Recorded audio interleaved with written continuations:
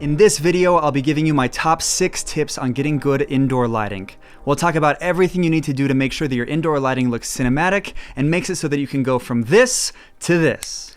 Tip 1 is, if possible, turn off all the lights indoors and bring in your own lighting. 99% of the time, if you're shooting indoor, the lights that are provided there are either can lights coming from the ceiling or ugly fluorescent lights that give off a weird color and end up making your footage look terrible. You could be filming with the best camera in the world, but if your lighting is terrible, there is no camera out there that will be able to make your footage look amazing. Tip number 2 is to create depth. Depth is one of the best ways to create a cinematic image, and there are several ways that you can do this. You can create depth by having a shallow aperture, you can create depth by having good foreground and separating your subject from the background, but lighting can also help you create depth.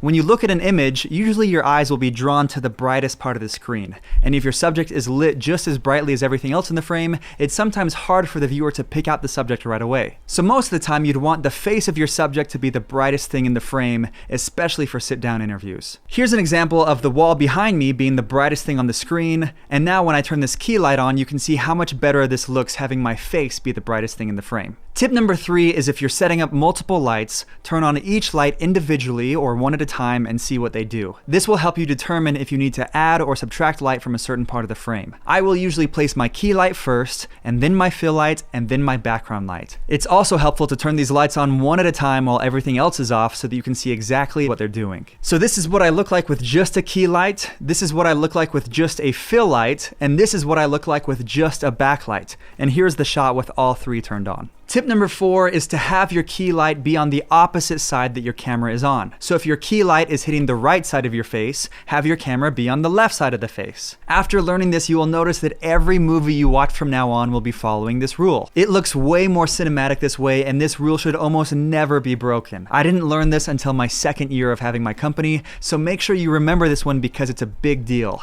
Have your key light be on the opposite side that your camera is on. Tip number 5 is use negative fill when needed.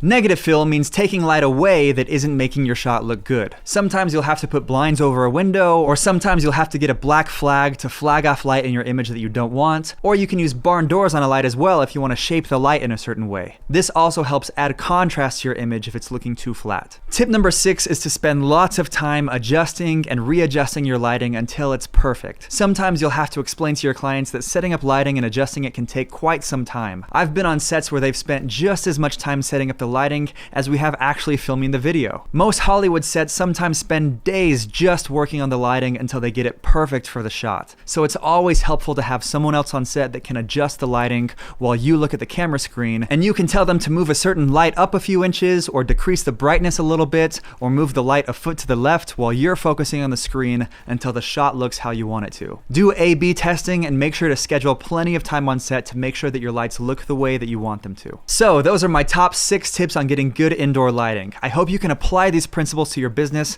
and I'm excited to see what you can do with your indoor lighting setups. That's it for this video. Thanks so much for watching, and we'll see you in the next one.